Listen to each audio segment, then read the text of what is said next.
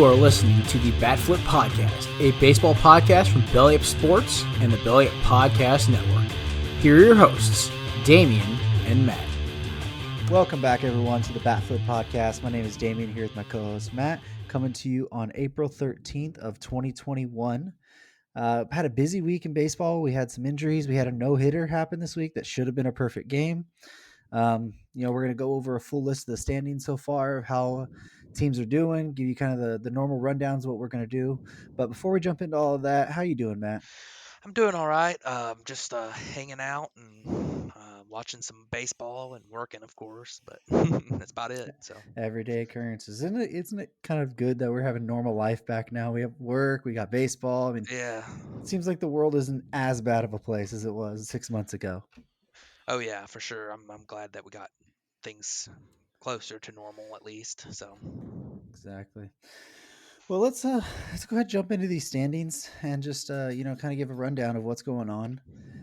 So starting the AL East, top of the board right now, we have the Boston Red Sox. Actually, they're 7-3 over their last 10, but they're actually on a 7-game win streak.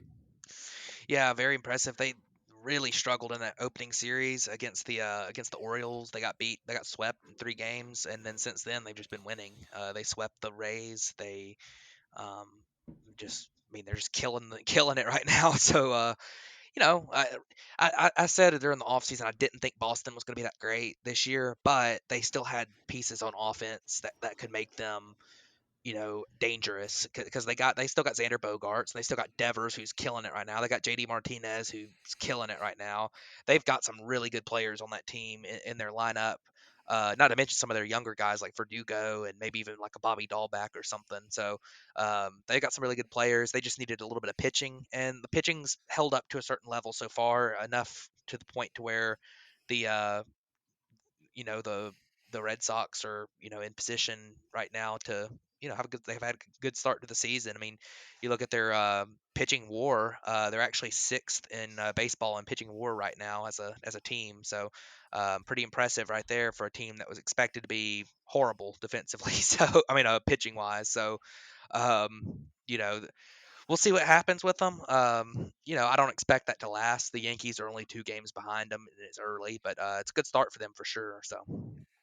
Absolutely, it is. And like you mentioned, the Yankees are just right behind him at only 5-5, only 2 games back. And I'd say probably an underwhelming start for the Yankees so far.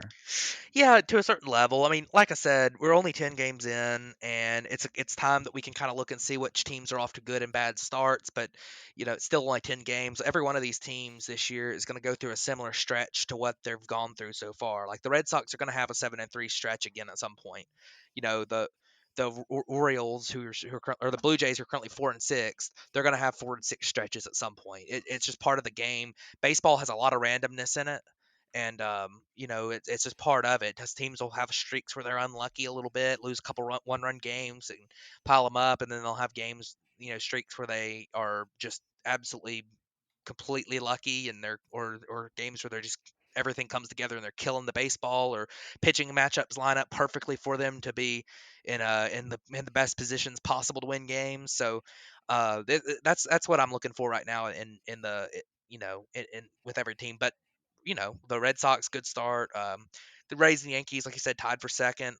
There's some good and bad for both. The Rays definitely needed Tyler Glass now to become an ace, and he seems to have done that so far this year. So big time start for him.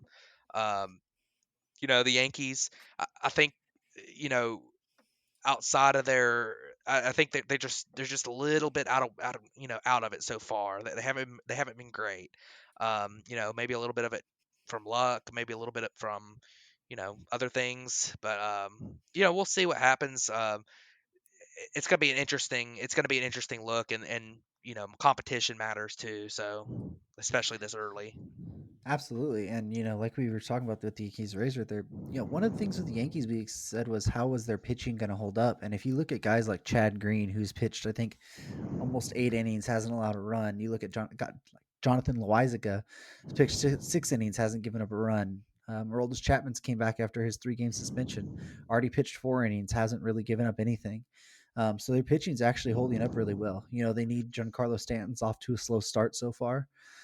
So they kind of need him to bounce back to kind of help that offense. But it's actually good to see the Yankees pitching is doing well and their hitting's kind of what's lacking behind, because that hitting's going to come around eventually for them. Yeah, it'll come around. And I mean, right now you're looking at a team that, they have one of the lower BABIPs in the league, at 285. They're only hitting 232 as a team, but I think that's going to turn around. You're not going to see the Yankees struggle that bad at the plate this year. 285 is just a really low number for their BABIP, so they'll improve that. They've got too much talent. They're going to hit more home runs than they have so far as well. So um, this is a team that they're going to be fine. Yeah, and down in fourth we have Baltimore. They're 4-6. Start out through their 10 games.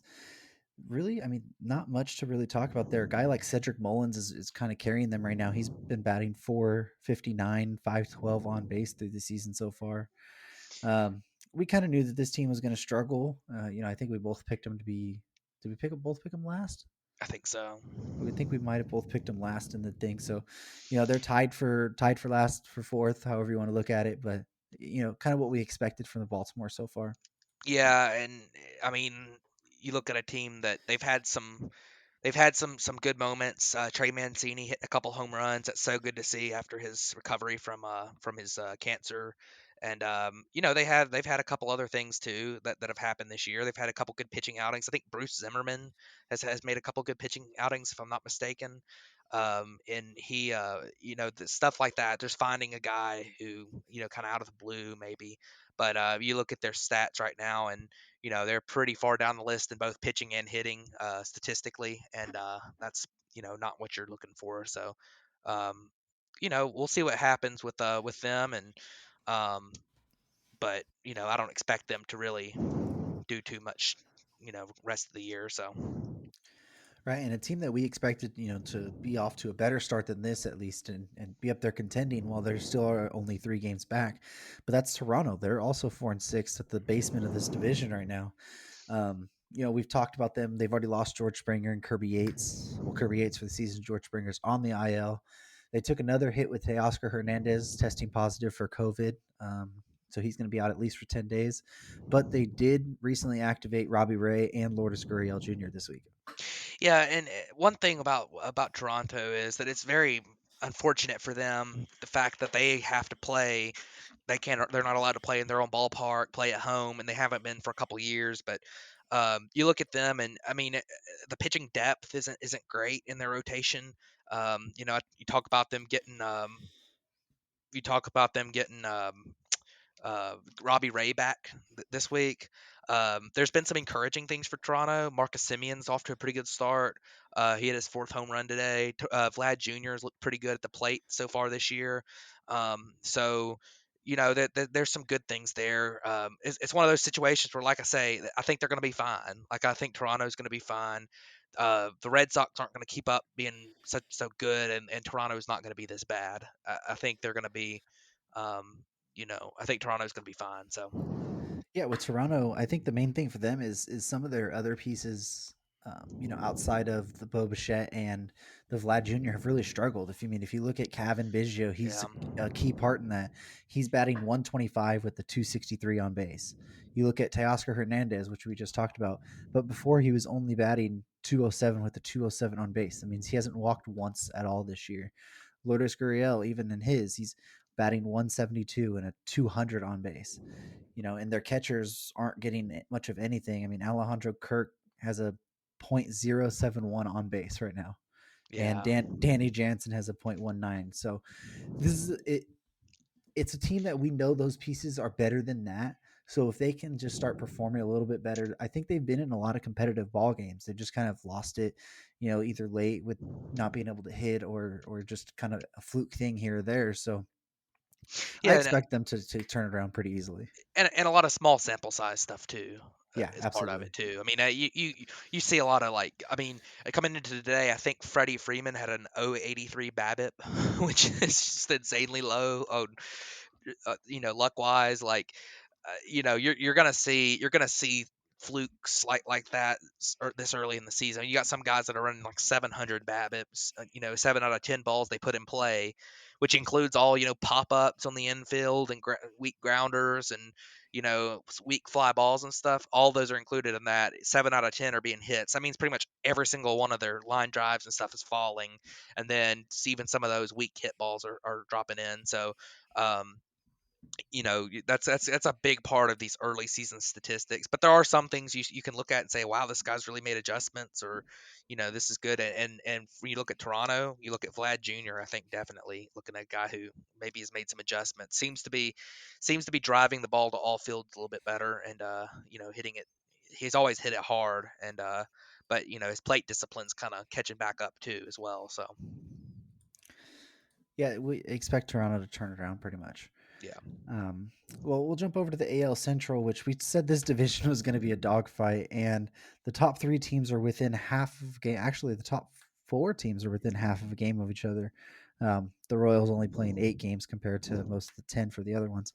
But Cleveland's leading the division at 5-4, with Chicago and Minnesota at 5-5 right behind them. Yeah, and you look at Cleveland, and they've got their superstar at third base in Jose Ramirez. Their pitching staff is always good. I mean, they're just always good. They've got they're not the best offensive team. Um, but they can be at times. Jose Ramirez can carry a team, and they're hitting for power right now too. 15 home runs. They're one of the higher up teams in the big leagues in that category. Even though they've got a really low average, but that's a team that can hit. That they're going to pitch pretty well for the most part. Shane Bieber leading that staff, but you got other guys too, like Savali, Plesac, guys like that are young, good looking young pitchers. And I like them, and I think Cleveland. A lot of people kind of wrote them off coming into the season because of the trades they made and everything. But I think they'll hang around to a certain level. They're just. I don't think they're quite deep enough to stick around all year, but they'll hang around to a certain level, and so far they've done just that. So. Yeah, and Chicago right there, right behind him is one of the two teams that we thought would kind of run away with this division a little bit more. Um, they've we talked about the injuries already, losing a guy like Tim Anderson, losing a guy like Eloy Jimenez. So for them to be right here so far, like we were talking about, everything is small sample size, but getting the performances like Yerman Mercedes, um, Luis Roberts done okay. Danny Mendick has had a fantastic start to the season for them. But their pitching, I mean, Lance Lynn, he's looked really, really good this year. I think he just had a shutout the other day. Was it a complete game did he get? Lance Lynn, I don't know if it was a complete game, but I remember looking up his line and it being really, really good. So it looks like it was a complete game. Yeah, and Kopech has looked really good so far in his 6 and a third innings. He hasn't given up a run. Carlos Rodon, he kind of re-signed here. Everybody thought he kind of flamed out. He's had a really good start this year. Garrett Crochet, which we expected to be really, really good anyways. I picked him for my rookie of the year. He's been fantastic so far this year. So it's kind of what we've expected from the White Sox as long as they're pitching, and their offense is kind of hanging around, missing two big key pieces from it. Yeah, I agree with you on a lot of that. I think when you look at the White Sox, they're good all over. They're a young team and they're aggressive, and I think sometimes it's gonna take them a little while, especially some of their young guys to adjust. But I think this team's just gonna get better. Like Luis Robert last year, you saw him take the world by storm for the first couple weeks, but then he slowed down. Teams adjusted to him. He'll adjust back, and he continues to gain experience, he'll just get better. And you're going to get guys back eventually, like Tim Anderson. You're going to get Eloy back at some point. Like, this is a team that some of those problems that they talked about, like pitching wise, um, that were potential issues, like depth in the rotation. Carlos Rodon has looked really good, and he made real adjustments. I mean, I watched him in his game, a couple weeks ago or last week, and he looked phenomenal. So I liked what the White Sox have done so far. Obviously, they've lost some close games. I remember they lost a couple games to Los Angeles or to the Angels, Los Angeles Angels, that were really, really good games, close games late at the end. and they're I think they're going to be fine. They're off to a fine start. So we'll see what happens with them going forward. But anyways, Yeah, and next up we have Minnesota. They're right there, as right behind them. They've had fantastic starts from guys like Jose Barrios, Kenta Maeda, even Michael Pineda on their pitching staff has had a really good start to the season so far. A 164 ERA through 11 innings so far this season, and some of their hitters have really started breaking out. I mean, this might finally be the breakout of Byron Buxton, who hint he might be one of our players of the week in another later segment. But he's been fantastic so far this year. Nelson Cruz is doing Nelson Cruz things, and Drelton Simmons is off to a start that we probably don't expect Drelton Simmons to keep up with. But it's good signs from the Twins that some of these other hitters are actually starting to come around a little bit, and they're not kind of having to rely on winning the 1-0 games that Barrios or Maeda has to pitch. yeah, and that's true. We'll see. I like what Buxton's done so far this year. Obviously, how could you not like it? Um, I'm gonna, I'm gonna wait and see what he does over a long stretch for the season. One thing that does worry me about the Twins is that they're striking out an awful lot. Like over almost 27%. They've got a really high batting average on balls in play, so maybe some of that offense is, a little bit, guys, it's gonna regress a little bit because there's a lot of this they've got going on is unsustainable so far. But you got Buxton hitting real well. You've got Cruz is going to hit well all year. You got some guy Kepler. We talked about Jorge Polanco, maybe not having the greatest start, and I think he's better than he's been so far. So you're gonna have some guys that are going to play better, some guys that might regress a little bit. I don't think Buxton's going to quite keep this up all year. I think he might be really actually improved, but I don't think he's going to keep this up all year. So it'll be interesting to see. I like what I've seen so far from the Twins. They've also been bit by injuries a little bit. They're missing their star third baseman and Josh Donaldson. So maybe when he gets back, that could just add more depth to that lineup. So very very good looking team so far, and I'm excited to see where they go. Absolutely. And that division, like I said, it's going to be a dogfight all year long. 4 teams within half a game so far. Yeah, for sure. But Kansas City, they're sitting there in fourth, 4-4. Um, you know, don't really expect them to play 500 baseball. I think they're, probably an 870 win team or so, 70-75 maybe. I mean, if everything goes well, but it's a nice little start for them to be Yeah. 500. Go ahead. Yeah, Kansas City has a sneaky good offense. They've guys like Jorge Soler, had his breakout a couple years ago. He's a solid outfielder, really he's a solid bat. Is probably the better way to put it. So you've got some really nice pieces in there. You look at their pitching though, and they've got young pitchers, and a lot of times with young pitchers comes lots of wildness. And so far they're up over 5 walks per 9 innings, which is to put it lightly not good. um, it's by far worse than the majors or so far, I believe. And yeah, 5.07 walks per nine. So this is a team that's giving up a lot of base on balls that leads to a lot of runs typically. The pitching has to be better. They got young guys like Brady Singer. What's that guy? The other guy, Bubik, I think is his name. He's one of their young Um, starters. I don't Um, think Bubik's pitching right now. The other one maybe they have not. is Kyle Zimmer. Kyle Zimmer, Brad Keller's another guy that Hmm. he struggled with command a little bit. But they got really good stuff. And their lineup, like I say, you have Soler, you've added you got Whit Merrifield still there. He's a really good player, off to a solid start this year. You look at some other guys on that team, Benintendi coming over from the Red Sox. Salvador Perez still. Salvador Perez, I think Mondesi's still out, but when he comes back, and you got you can't forget about Hunter Dozier over at third, just signed that extension. And Carlos Santana, guy who is a really experienced, solid major league player. So they've got some solid pieces in that offense. They're just going to be inconsistent on the mound to the point to where I don't think they're going to keep up really, but we'll see what happens. So. Yeah, and rounding out this one, this division, we have Detroit down at the bottom, 4-6.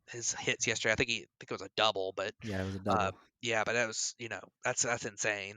And then you look at like I say, Anthony Rendon's going to be good this year. He didn't quite get it going, but going on the IL hurts there. But he'll get it back. He'll be back. I don't think it was something, it was a groin injury. I don't think it was something that's going to hold him out a long period of time. So you know, No, and not at all. The way they were making it sound, they weren't sure an IL stint was even going to be necessary. yeah, But I think they had a couple guys out, like Dexter Fowler. He also yeah, tore his ACL, so he's out for the year.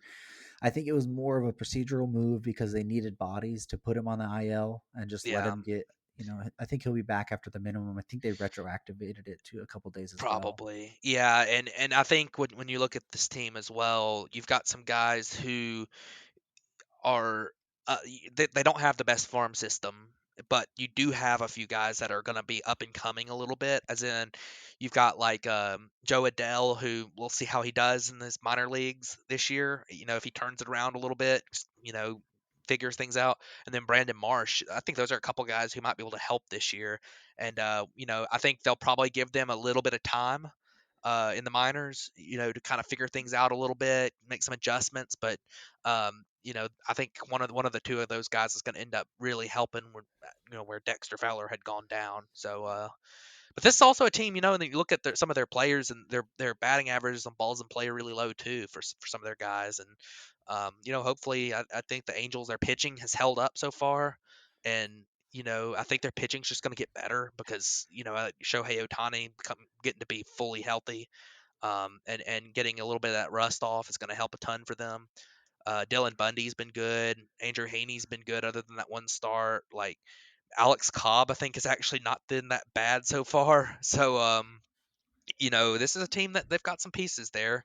I think they need Quintana to get going. He hasn't looked good, but their bullpen's been okay. They're off to a great start. Yeah, they absolutely are. Right close behind them, though, it's the Houston Astros. Still, they're at 6-4, only a game back. Their offense has actually been really good to start the year. I think they're third in the league in WAR offensively. Guys like Yuri Gurriel, um, Carlos Correa, Michael Brantley, Jose Altuve is back to hitting. I mean, I think their weakest hitter right now is like Chas McCormick, like Martin Maldonado, Jason Castro. Jordan Alvarez, I think we expect him to kind of pick it up a little bit coming off those knee surgeries. Slow start going to be obviously, but the main thing with the Astros is what we've talked about the entire time. It's their pitching. Their pitching needs to come around. Jose Urquidy hasn't looked that great. Um, Greinke's been kind of solid, kind of what we're expecting, about a 4 ERA. Um, Lance McCullers has looked really good so far, only a 180 ERA in 10 innings, but their pitching just lacks depth. And I think that's ultimately what's going to come back to really hurt them. Absolutely, and this is a team that we knew that Houston, regardless of what you thought about their cheating and stuff a couple of years ago, we knew that they were still really, really talented at the plate, and they were going to hit really well. You look at Altuve, regardless of the cheating stuff, he's a really good hitter. Alex Bregman is a really good hitter. Carlos Correa, a really good hitter. You can say that their cheating scandal helped them win the World Series, and you're probably absolutely right. But at the same time, these guys are also really talented, and they're going to be good players regardless of that. And you know, I think you look at a guy like Jose Altuve last year. There was a short season and there was a lot going on with these guys, and you almost toss out last year. So, but they're back to putting the ball in play, and that's what the Astros have done for a while now. They've got a lot of really good contact hitters that are able to put the ball in play and but still hit for power, and that's what you see. Like Altuve, a 10% strikeout rate, Bregman 14% strikeout rate. Michael Brantley's under 20% as always. Yuli Gurriel's at 9%. These guys put the ball in play. They don't strike out a ton, and with that they end up moving it down the line and getting on base a lot, and also of course they end up with they end up hitting for power too. They have at least. So this is a good this is a good Houston offense. Like you said though, their pitching is just I mean, Greinke just doesn't inspire me anymore as a frontline starter. He's still pretty good. He's still decent. He's still a guy who is gonna put up some pretty good, stats, but he's not gonna be any better than like a, at best probably like a 3.5 ERA. You look at the rest of their staff. I mean, McCullers, we don't know how long he's going to pitch, how long he's going to stay healthy, and even if he is healthy, he might have some restrictions to how much he's able to throw innings wise this year. He's an off-tendered guy, and then behind him, I mean, without Framber Valdez and Justin Verlander, those were two guys that I think really could have put this team over the top as a top contender again this year.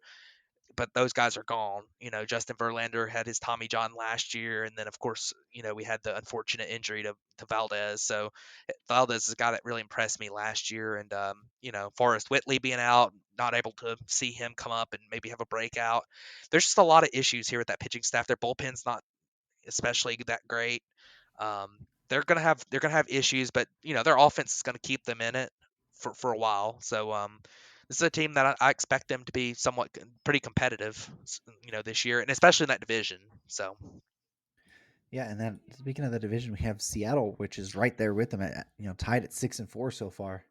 I think they've really been their hitting. I think is about 15th in the league, but their pitching. I mean, their pitching is terrible. I think it's 29th in the league right now.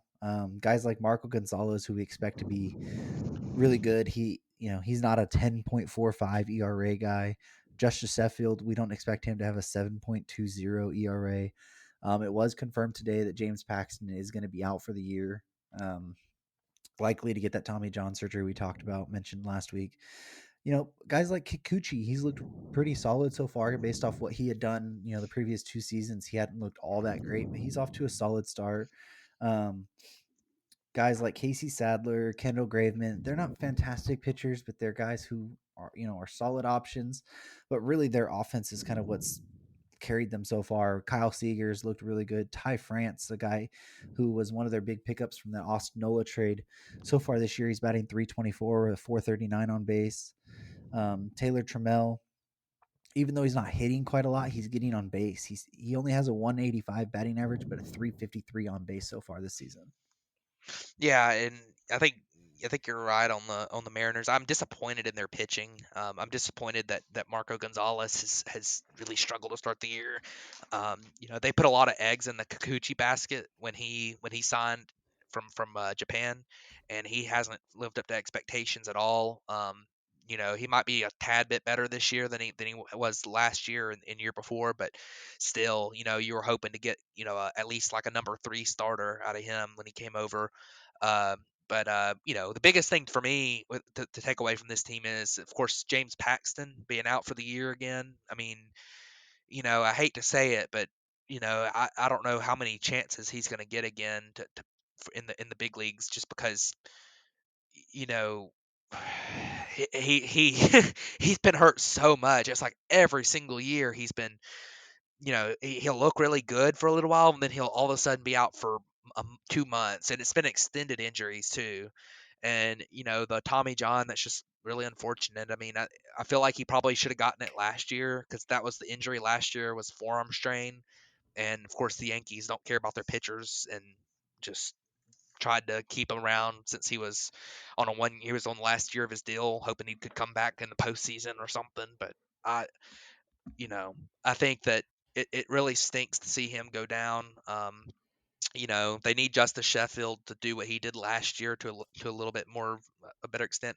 But Seattle's also got a lot of prospects that they're holding down in AAA for service time manipulation. So I think you're going to see them, eventually some of those guys come up and do really well at the big league level. I don't know if it'll be this year, but um, at some point they're gonna do well. So interesting team. I hope to see Kyle Lewis continue what he did last year. There's some fun pieces on this team. It'll be interesting to see if they might try to trade a couple guys away, like Kyle Seager maybe. But it'll be interesting to see what happens. So Absolutely will be with Seattle. They're young, fun team. Well, a team we kind of expected to take a step back, Oakland. They're 5-7. Just, I mean, we've kind of documented them. They're not great. Their hitting's 23rd. Their pitching's 30th. Just not a great start for this Oakland team. You do have bright spots like Ramon Laureano's looking good. Mark Canna's looking pretty decent. Jed Lowry is looking really good. And I think he even hit another homer today. So those are some guys. Matt Chapman, Matt Olson, Stephen Piscotty. They're all guys who are kind of struggling. Sean Murphy even, but their pitching just overall is just terrible. Yeah, that's the issue, and I think a lot of people kind of figured that coming into the season that their pitching was going to be their problem. And I mean, if you look at their staff, I mean, there's just nobody on this staff that makes you feel, good about this team. I mean, you know, Frankie Montas. I mean, he's got an 8.31 ERA and 8 and 2/3 innings. He was expected to be one of their better guys. Chris Bassett has a almost 5 ERA in 16 innings, and he's only he's only averaging 6 strikeouts per nine, but his walks are up to 4.4. He's been really rough. Uh, you know, uh, there's just not much there. I mean, Jesus Luzardo has looked pretty good so far. As in his stuff looks good. He's given up a high ERA, but his expected, his peripheral numbers have been decent. Um, y- you know, I just I don't know. I mean, this team just doesn't seem to be they just don't seem to have the talent on the mound right now to really contend in this division. And even if their lineup had best case scenarios across the board, this pitching staff is just not good. I mean, they lost their big bullpen piece last year that really carried their bullpen. And I mean, they still got Jake Diekman, who's okay, and they still got Wendelken and Lou Trevino, but I just don't. I mean, I just don't see it with this team. So No, it's just, I mean, we've talked about it enough. They're yeah, just yeah, for terrible. sure.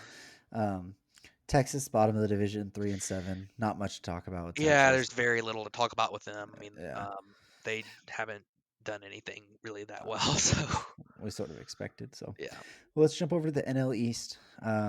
Philadelphia is at 6-4, leading this division so far. Kind of expected performances from JT Realmuto, Bryce Harper, Reese Hoskins. I don't think he's walked yet this year.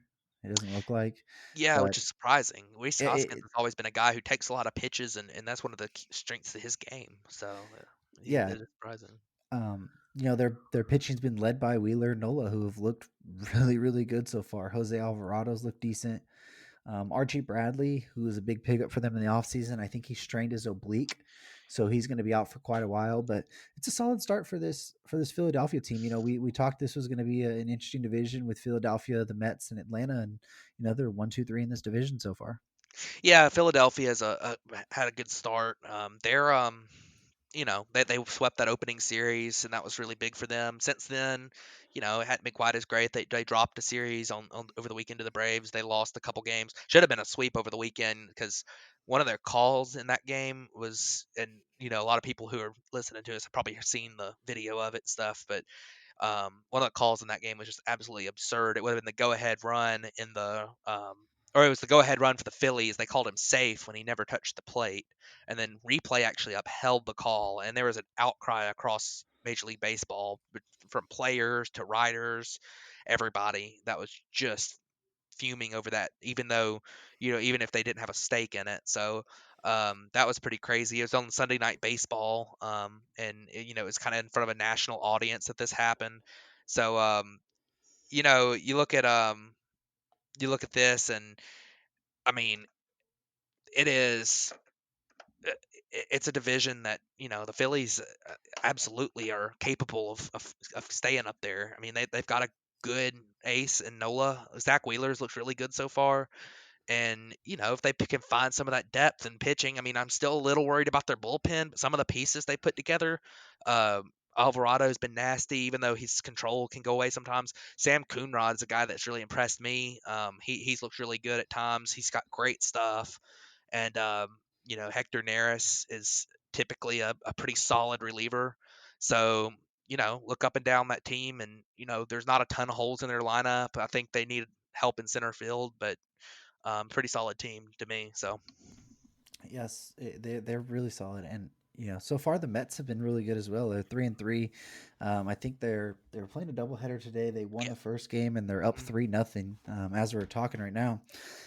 Jacob DeGrom's doing Jacob DeGrom things. I think he's given up one run. Or the Mets and Jacob DeGrom Yeah, starts. yeah, not scoring him any runs. He pitched like 8 innings of one run with like 14 strikeouts the other day and lost 1-0 from Jazz Chisholm hitting solo homer. Yeah, I think it ended Um, up. I think the Marlins tacked on a couple runs late, but no, it was still, one. It was one was it? nothing. I thought it was like Yeah. 3-0. But either way, Oh, Jacob DeGrom was pretty close to perfect, and um, you know, it's part yeah. of it. But Stroman, he's looked pretty decent so far. He's yeah, actually pitching as we speak. I think as of right now, he has like a 5 1/3 shutout. Taiwan Walker's looked pretty decent so far.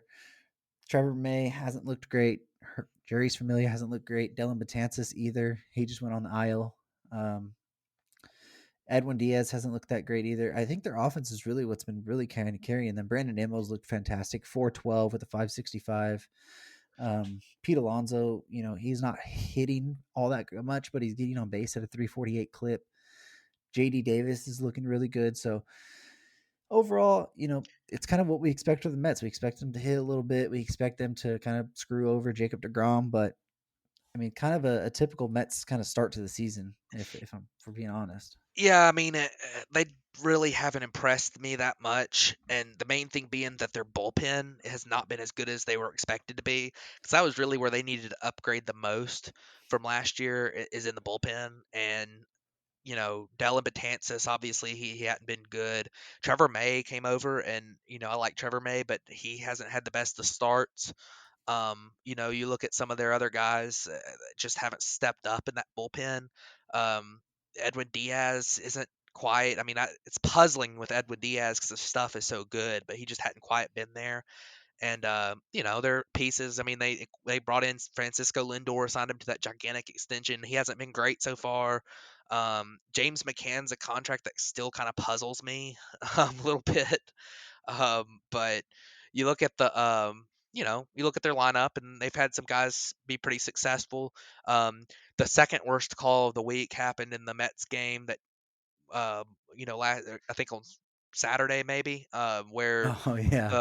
Michael Conforto leaned into a pitch with the bases loaded in the ninth inning, and it gave the Mets the win. And the ball was actually a strike. It crossed the plate as a strike, but he leaned so far out over the plate it scraped his arm, and then they gave him first base. And even the umpire came back after the game and said, "Yeah, I was wrong. I went back and looked at it." So, at least he owns up to it. But I mean, that's the Mets are they should be 2-4 honestly. So tough deal there. But yeah, I mean they've got some good and some bad. I mean, I don't expect them to keep doing this to Jacob DeGrom. I mean, a law of averages says at some point one of their good offensive days is going to come with DeGrom on the mound. So um, you know I think the biggest thing for the Mets is, are they going to get other pitchers back? Are they going to get like Syndergaard back and win? So I think that's kind of what you have to focus on with this team to see how far they go. Yeah, which they we expect them to be in this fight. That bullpen has to improve, though. Like you said, they've been awful so far. Um, Atlanta's right there behind them, though. New York's a game back of the Phillies. Atlanta's 2 games back of the Phillies. About to be A 3. 4-6, 4-6 so far this season. But Acuna's looked good. Like you said, Pablo Sandoval is probably the best switch hitting third baseman in Braves history. I'm kidding, Braves fans. Don't come at me. We know Chipper Jones exists.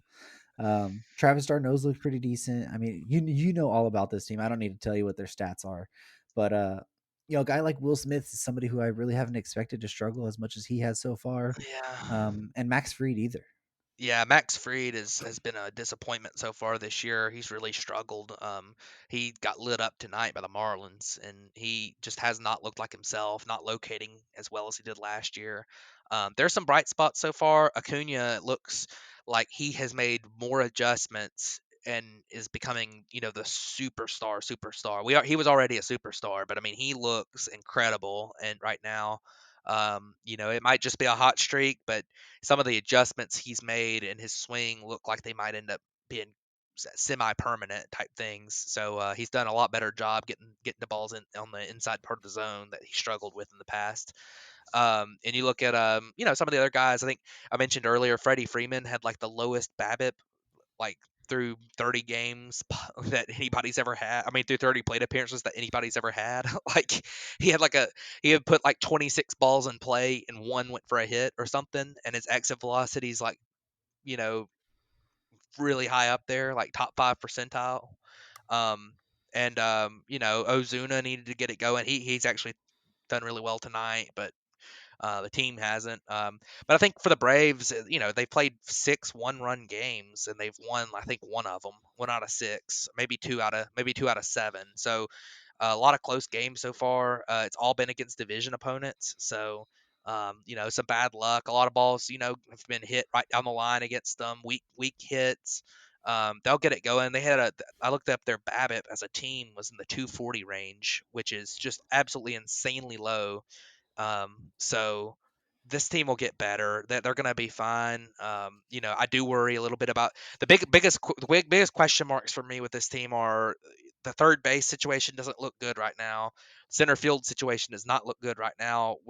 Unless they, they need another outfielder. As in, I mean, you could move Acuna to center field and then say, oh, you got the best center fielder in baseball other than Mike Trout, but you also are looking at, then you need a right fielder. So Pache has just been awful at the plate so far. India Inciarte is just not that good anymore. So they're going to have to find some depth to that lineup because there's really two holes in that lineup plus the pitcher spot. So you almost have a full inning of play there, 3 innings of baseball that you're just going to get no production out of right now for the Braves. So, um, we'll see what they do. We'll see what adjustments they make. But so far the favorites in this division haven't been all that great. So Yeah, like you said, they haven't been all that great, but it's still really early. They're only 2 games back, so that top three, I expect them to separate and kind of all get better. But Miami, they're 3-6. I think they've kind of disappointed so far this season. Alcantara and Pablo Lopez have looked great. They don't have Sixto right now. He's been dealing with some injuries and a little slow buildup. Some of their hitters look really good. Starling Marte's looked great. Jazz Chisholm, whose batting average doesn't reflect it, but he's 367 on base. Garrett Cooper's looked really good. Jose Aguilar, or Jesus Aguilar. I don't know why I said Jose. Jesus Aguilar, but it just comes down to the rest of their pitching just hasn't really met up to par for what this team really needs. yeah, the Marlins don't have a good bullpen, and that's been a big problem for them. But the biggest thing is, I just don't think there's enough depth in that lineup. They've got some guys who are real inconsistent, guys like Corey Dickerson and Adam Duvall, who at times Adam Duvall will go on a stretch where he hits like 5 or 6 home runs in a week, and then he'll just go completely ice cold for a month. And then you'll have just I don't think they hit for quite enough power outside of those guys, and their starting rotation can only carry them so far, especially when they're inexperienced guys. I mean, Alcantara has looked really good so far this year, but he's an inexperienced guy. Pablo Lopez has looked good until tonight, and he gave up I think 6 runs tonight, even though his team's winning by a lot. So he's not going to take a loss for tonight for sure, but this is a team that I think they're in rebuild mode still. They got to find more pieces. They got to have some homegrown position players, some good hitters come up, and then they can supplement them with like a Starling Marte acquisition type thing. But they've got those coming. JJ Bleday is not far away. They've got some other good pieces. This is a team. They're interesting. They're the most interesting Marlins team that we've had since the days of Christian Yelich and Stanton both being in their outfield. So, um, they're at least worth watching, and they can be fun to watch sometimes too. They've got some real exciting players like Jazz Chisholm, or uh, that they like to run. John Birdie likes to run a lot. Starling Marte likes to run. They've got some interesting pieces, but this is a team that's they're still a ways away from being real contenders. So. Yeah. Bringing up the basement of that division's Washington. They're 2-5. We haven't really got a real look at what Washington can be. Excuse me. They just got back a lot of their stars today, or not stars, but a lot of their players today. John Lester, Kyle Schwarber, some other ones too. But they Patrick Corbin returned against the Dodgers this weekend. Didn't look all that great. It's just we don't really know what Washington is because we haven't got to look at what their team is fully. We don't expect them to be all that great, but they're bringing up the bottom of that division right now. Yeah, the problem for Washington is that they're going to go as far as their rotation carries them, and the only one in their rotation that's actually looked pretty good is Strasburg. Scherzer hasn't looked that good, and Patrick Corbin looked horrible the other day, and he really struggled last year at times. And then other than those two, I mean, like they don't really have much in that rotation. I mean, John Lester hasn't been good in 3 or 4 years. He's an innings eater that's a veteran guy, good veteran presence. He's fine as a number five maybe, but you're kind of expecting him to be a pretty decent pitcher for them if they're going to do anything this year, and he's not really there. And then you got like Eric Fede or somebody would be their number five. Joe Ross maybe if he's healthy. I mean, they're really, really, really struggling on the mound so far to a certain level. And then their lineup is they're getting guys back, and that's going to help them. But I don't know how much Josh Bell and Kyle Schwarber are going to flip the script. Those guys are more of role players than they are of adding another star. And really, the Nationals only have two really good players in their lineup that are capable of putting up big time numbers in Soto and Turner. So we'll see what happens with them. They've still got enough star power to where they could make a run, but it's going to be interesting to see if they're able to do that much. But they got some really good players, that's for sure. So we'll see. Yeah, well, let's jump over to the NL Central. We got the Cincinnati Reds at 7-3, leading this division. Kind of been led by Tyler Naquin and Nick Castellanos, kind of really coming to breaking out. At least for Tyler Naquin, Nick Castellanos just doing what he did that second half of 2019 with the Cubs. Pitching's looked pretty solid. Wade Miley's looked really fantastic. 11 innings, hasn't given up anything. TJ Antone out of the bullpen, 6 2/3, a scoreless baseball as well. Carson Fulmer's actually looked pretty decent over here. Guys like Luis Castillo, we expected to be a lot better than what he's done so far. They still haven't got Sonny Gray back. But it's surprising that the Reds are up here leading this division so far. Yeah, to a certain level, it's surprising. I mean, it's not, coming into the season, you didn't think it was completely out of the question that could happen. But they've got good pieces, and I will say this: I definitely would not have expected it without Sonny Gray. But Luis Castillo's a solid pitcher. Wade Miley, like you said, has done well so far. The Reds seem to be a team that has been able to do some good things with pitchers the last several years. That they really turned around Sonny Gray after he went to New York and struggled, and he went into Cincinnati and really found his stride again. Trevor Bauer seemed to improve after he got to Cincinnati from a team that was so good at developing pitchers in Cleveland. So, Wade Miley might be another addition to that. He's a guy. Luis Castillo's developed really well in Cincinnati too. He was a guy that came up as a high rated prospect, but he's really developed. So they seem to be a team that has a good pitching program. I don't expect Tyler Naquin to do what he's done all year, and Castellanos, you know. I think he's going to be good. I don't expect him to be just go insane. In fact, he's already cooled off some. So they're going to have some guys do a little bit better. Suarez hadn't been all that great so far. He'll be better than he has been. I still worry about this team's ability to in the bullpen, and I worry about the depth of their lineup. But hey, good start for them. And in this division, anything can happen.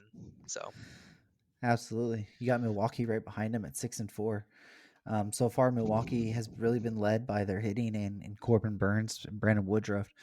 Omar Narvaez is putting up a 440 average, 517 on base percentage. Christian Yelich 333 average, 459 on base. It looks like he's kind of back to that 2018 Christian Yelich form. Billy McKinney's not going to keep up a 667 batting average, but if they found something in him, then who knows? But really, the story is Yelich being back, and then Corbin Burns and Brandon Woodruff just being really, really good. And Freddie Peralta, even, he's been really surprising. He was a guy who kept getting demoted to the bullpen, and I think they've brought him back as a starter. And so far through 13 innings, he's has a .69 ERA. yeah, definitely some encouraging things there. Also, some things to be worried about. Obviously those top two pitchers have been fantastic. You look at how good Corbin Burns has been so far. The guy's pitched in 12 and a third innings. This is a guy that people kind of worried about his ability to not strike out.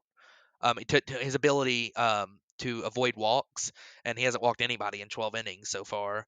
Had a phenomenal start to the season, and you also look at Brandon Woodruff is he's been really good for a few years. So, um, but this team that they need the offense has not been good so far, and they've also been quite lucky at times. Like Christian Yelich, it's easy to say he's back because his average is high, his on base is high, but he has a 556 batting average on balls in play. He hasn't hit for any power, and he's also striking out over 30% of the time. And that's not Christian Yelich. Like that's not what he was doing. 2018, Christian Yelich was striking out like 19-20%. That's over 12% higher than he was doing then. So there's still some concerns there, even though obviously good numbers start the season. Hopefully that gives him a little bit of confidence going forward. I think that's entirely possible. I want Christian Yelich to do well because he could be a great player. But there are some things to be worried about there. You look at Billy McKinney, like you were talking about, has a 667 average. You look at obviously he's only had 9 plate appearances too, but 6 hits. He's got an 857 batting average on balls in play. So he's like 8-7 for 8 or 6 for 7 or something on balls in play. So these are numbers that are that's gonna stabilize, and um, some of their guys they really need to do well are struggling. I mean, Keston Hura is a guy that they really needed to step up, and he has not done that well so far. Um, you look at uh, some of their bullpen arms, even like Devin Williams hasn't had a good start. So I like what Narvaez has done. Like you mentioned, he's done well. He's obviously not going to hit 440 this year, but it's definitely encouraging to see him pick it up some from what he did last year. But um, this is somewhere a team that needs to. I think they got a lot to work on, a lot to figure out. So Yeah, they do. They've had a fantastic start so far, though.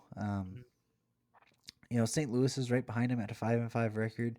It's kind of what we expected from St. Louis. I think we both picked them to be third in our division predictions. Their pitching's just been what's really hampered them so far. I mean, a few bright spots is Alex Reyes has looked really good. As I think they're kind of using him as a closer right now. Jordan Hicks has looked really good since he's come back as well. But the rest of that pitching staff, Jack Flaherty hasn't looked good. Andrew Mueller hasn't looked good. Ponce de Leon's looked terrible. Carlos Martinez looked terrible. I mean, Wainwright. I mean, none of this pitching staff really looks good outside of those yeah, kind of few names that we talked about. One bright spot for them in hitting is Nolan Arenado seems to be more back to what his Nolan Arenado is. Um, I think he has 2 homers as we're talking. Oh, 3. He had another one today. yeah. But he has a 300 batting average, 349 on base. I think that it kind of shows that shoulder injury that it was affecting Arenado last year was kind of hampering that power. Obviously, we don't expect him maybe to get back to that Coors Field production. Granted, he's not hitting in Coors anymore, but he looks like old Nolan Arenado pretty much. Yeah, and we'll have to we'll have to keep it a little bit brief on the last few as we're running out of time. But yeah, he's the Cardinals are exactly like you said. Their pitching, I didn't expect their pitching to be that good this year. I don't know where people were thinking this pitching was going to come from. I don't know if it's like they didn't watch Jack Flaherty last year, and I don't know if it's like they thought Adam Wainwright was 28-year-old Adam Wainwright or something. Um, but Christian Martinez Carlos Martinez has not been good in 3 or 4 years, and their other guys just have always had bad peripherals, and this is a team that they really need to find something on the mound, so or they're just going to struggle. So we'll see. Losing Dakota Hudson was a big deal for them That too. it is, and Dakota Hudson had pitched pretty well last year, so that was a big deal. But Yeah, still, I mean, yeah, you need Flaherty and the other yeah, guys to turn it around somewhere. yeah, But the Cubs at 4-6, we're trying to keep that a little short. Basically, the story of the Cubs is that they don't hit worth a lick. They or are pitch. their pitching's 10th right now based on production wise in the league, but their hitting is dead last. They are Yeah, 30th in the major leagues in hitting. yeah, the Cubs are just all out of whack at the plate. I mean, they don't do very many things well at the plate right now. A lot of their guys are over aggressive, and then they've got guys taking strikes right down the middle constantly. They're just out of whack. And I mean, the pitching. has had their blow ups too. I mean, like, Zach Davies has had a couple blow ups. And this isn't a team that's played a real tough schedule so far. I mean, they played 3 games against the Pirates or 4 games against the Pirates already. So I'm really, really worried about the Cubs going forward. Yeah, Cubs. We talked about that, but Pittsburgh's down at 3-7, bottom of the division. We didn't really expect much from them. With especially with Keith Ryan Hayes being out, Yeah. they really haven't had any bright spots on that. Yeah, it's unfortunate that we're not able to see Brian Hayes this year. I think Mitch Keller, though, did have a pretty good outing the other day, so they really need him to step it up and get going. So we'll see, but Yeah, JT Brubaker's been really good for them as well. I should have mentioned him. yeah. But let's go ahead and jump over to the NL West. Really, it's a 2-horse race here. That's probably where we're going to be spending the little bit amount of time we have left. But the Dodgers, they're 8-2 so far. Top 5 in hitting and pitching so far.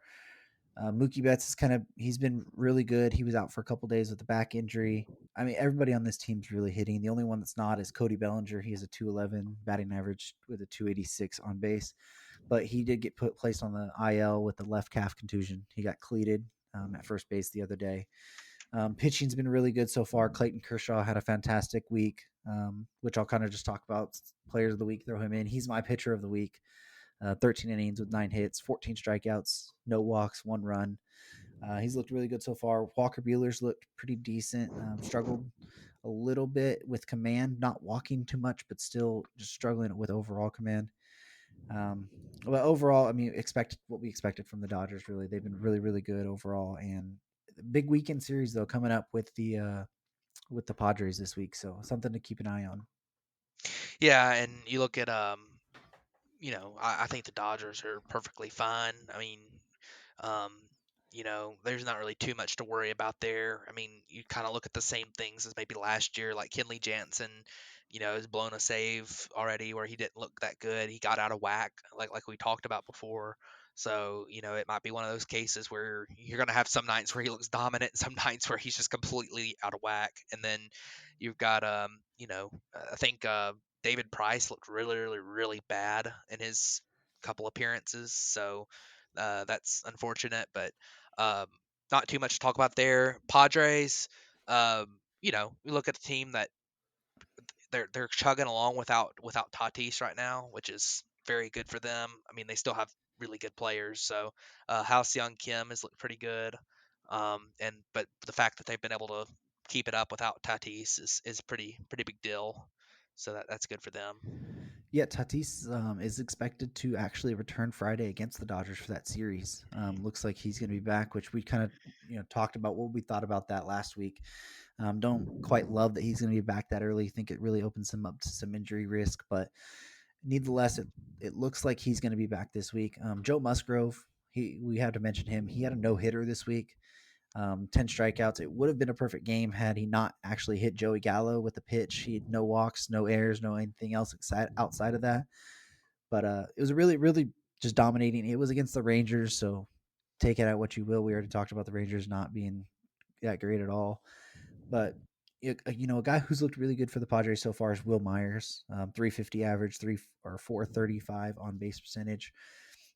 So if you got a guy like Will Myers being able to put up production like that, obviously we don't expect him to keep a 350 average, but adding him to that lineup with a Fernando Tatis, with Manny Machado, with Trent Grisham, if Hassan Kim's looked good, that's scary to add a guy like Will Myers, who is a highly touted prospect, into that lineup, and producing really, really well.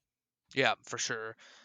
Rest of this division, there's not really all that much to talk about. I mean, The Giants are 6-4, but yeah, I don't. That's not sustainable to me. They have only a 2-run differential, which means they're winning a lot of close ball games. Arizona's 4-8. Got Zach Gallen back from the IL today. He looked pretty decent. Ketel Marte, though, went out for them with the right hamstring strain. Not much there. In Colorado, they don't have really anything to talk about outside of whenever they decide to trade Trevor Story this year. yeah. That's really the only storyline with them. But we'll quickly breeze over our players of the week. I already mentioned I have Clayton Kershaw for my pitcher. My batter is Byron Buxton, 526 average, 571 on base, 3 homers, 5 runs, 6 RBIs this week in 21 plate appearances. Hit on him. Probably don't expect this this kind of success to sustain itself, that's a lot of S's right there. That was Yeah, wow. that was tough. Yeah, that was really bad. I'm sorry for your ears for hearing all those S's, but um, it's going to be hard for him to keep this up. But if he can keep some of these, the approach and the changes we've seen, maybe if the hits don't keep falling for him, this is really good to see from Byron Buxton. He can have a potential MVP candidate if he can keep these improvements. Yeah, for sure. Byron Buxton, really talented player, and the approach at the plate's been his issue the whole time. But my player this week, Ronald Acuna Jr. He's just absolutely crushing the baseball right now. Um, you look at his walk rate and strikeout rate. He's walked in the past week 13%, struck out 3%. He's struck out I think one time. So that's very, very, very big deal for Ronald Acuna Jr. It's a guy that's been his Achilles heel has been the strikeout, and a little bit similar to Buxton. But Ronald Acuna's been working on a lot of things in the offseason, and he seems to have improved on that. 4 home runs this week. He's hit 577, 613 on base, and 1.269 slugging. He put up over one win above replacement this week, which would be a career season for a lot of big league players. And I mean, what can you say about him? 4 home runs, 3 stolen bases. He's showing off the power speed combo. The guy is just absolutely incredible. And the Braves probably would have like 2 wins right now without him too, because he's carried that team so far this year. Who'd you got for your pitcher? My pitcher is going to be Joe Musgrove. We briefly hinted on it, but he threw a no hitter. Fantastic, fantastic game. He's actually pitched in 2 games, which his other game he threw this season. He's pitched in 2 games. His other game he threw 6 shutout innings. But this game this week, he had 10 strikeouts and obviously the complete game and the shutout, no hits, no walks so far on the entire season. And obviously that one hit by pitch, kind of unfortunate. He might have had a chance at a perfect game if not for that, but it's part of the game. You can't hit anybody. So I'm just glad it didn't happen the way that Michael Conforto's hit by pitch happened. So right. Or if you remember the one that Max Scherzer lost his perfect game on. I don't. You got to look it up. It was it was Mets, a Pirates guy. No, it was the Pirates. Pirates. It was Jose Osuna maybe, or Could've it was been. some. I don't remember who it was, but No, he Jose lost Tabata. Tabata, that's who it was. Jose It's Jose Tabata. Tabata. He Yeah. He just I leaned do way over remember the that. plate, got hit by the pitch with 2 strikes in the 9th inning, and it was real similar to the Conforto play, but it cost Scherzer a perfect game. But I do remember that now. yeah, so Joe Musgrove, unfortunately, this wasn't a controversial hit by pitch as far as I know. But he did get his no hitter, which is awesome. First no hitter in San Diego Padres history. I was really surprised about that. So Yeah, I think they were good for the them. last. I think they were the last team in the majors without a no hitter. So Possibly. let that be something. I don't know if any of the expansion teams have the Rays thrown a no hitter. I believe they've thrown a combined no hitter before. Combined no hitter, okay. But I believe I saw the stat that this was the first no hitter, obviously in Padres history. But I think they were the last team in the majors right now to not have a no hitter. So that's pretty cool. So good for them, and good for Joe Musgrove. Absolutely. Well, sorry this has been a little bit of a longer episode this week. For the first one, we kind of wanted to hit on all the teams as many as we can. Expect them to be a little bit shorter. We just wanted to get a good base to start on here. So if you don't have anything else. For time's sake, I don't think so. All righty. Well, thank you guys for tuning into this episode of the Bat Flip Podcast, and we will catch you guys next week. Thanks, everybody.